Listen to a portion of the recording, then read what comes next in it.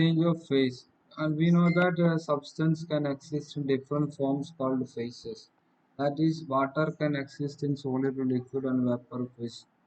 Consider an equilibrium state between liquid and vapor phase of a substance enclosed in a cylinder with a piston.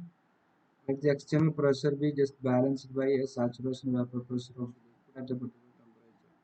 If M1 the system in equilibrium, the temperature T and pressure remains constant in both the phases. If M1 and M2 are the masses of the substances in the liquid and vapor phases, and G1, G2 are the Gibbs potential per unit mass. Therefore, we can write Gibbs potential G is equal to M1 G1 plus M2 G2, where G is the Gibbs potential of the total system.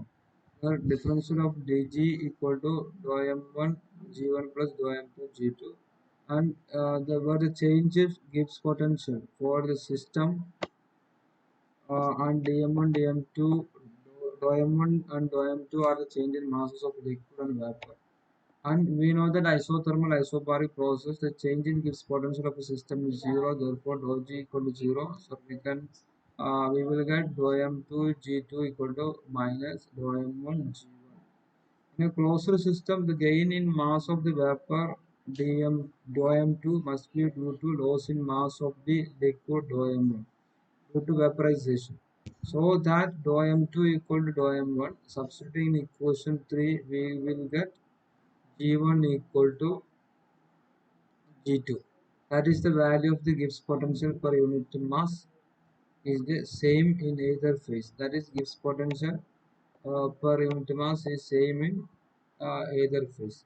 This is also true for equilibrium of a solid and a liquid phase, and the equilibrium of a solid and vapor phase, melting and sublimation.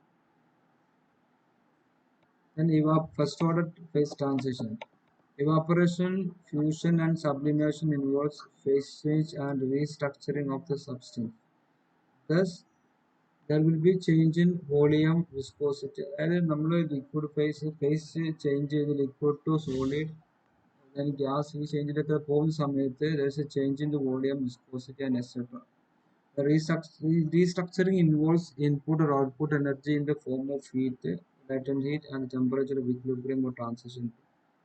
There is a sudden change or discontinuity in the entropy of the substance at the transition temperature.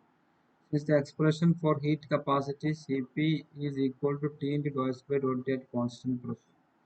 Cp becomes infinite at transition temperature. Specific heat capacity at constant pressure becomes infinite at transition temperature. The value of Gibbs potential per unit mass remains the same in either phase, and we have already seen that, but it suffers a discontinuous change in its gradient at temperature of transition. Phase change of this kind are called phase changes of the first order and are graphically represented in this figure. Okay. A sudden break in the entropy, Gibbs potential, volume change, then heat capacity. There is a sudden change in the heat capacity. Entropy, volume undergo a discontinuous change at the temperature T are first order derivative of Gibbs potential. Thus, the first order phase changes are characterized by discontinuous change in the first order derivatives of Gibbs potential and a change in the gradient of Gibbs potential at the transition temperature. We know that Gibbs potential per unit mass in one phase is equal to that of the other. I mean, at the condition dou G1 equal to dou G2. Whatever the value of pressure, this means whatever the value of the pressure. This means that as the pressure changes, the temperature as well as the Gibbs potential are for the two phases will change. But change occurs in such a manner that the change in its value for one phase is the same as that for the other.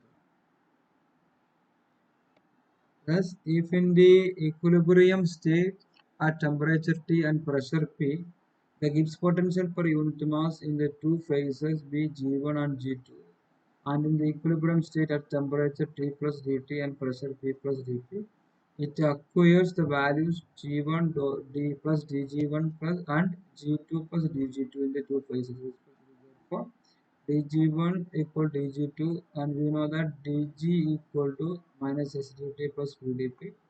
Considering unit mass of the substance in either phase, dg1 equal to minus s1 dt plus v1 dp and dg2 equal to minus s2 dt plus v2 dp. And we know that dg1 equal to dg2, then we can equate both these statements, and finally we will get dp by dt equal to s2 minus s1 by v2 minus v1. That is change in entropy with respect to change in the volume. That is the change in the entropy is due to the absorption of the latent heat of the substance at the equilibrium transition temperature T is given by L by T.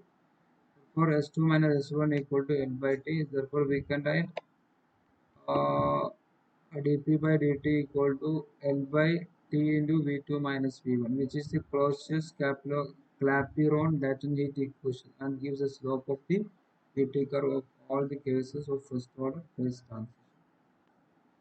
Then second order phase transition, when we discuss that there are phase changes in which no transference of heat and no change in volume. Thus, there is no change in value of the first order derivative of Gibbs potential, that is entropy and volume during change from one phase to another. The heat capacity changes discontinuously but does not become infinite at the transition temperature.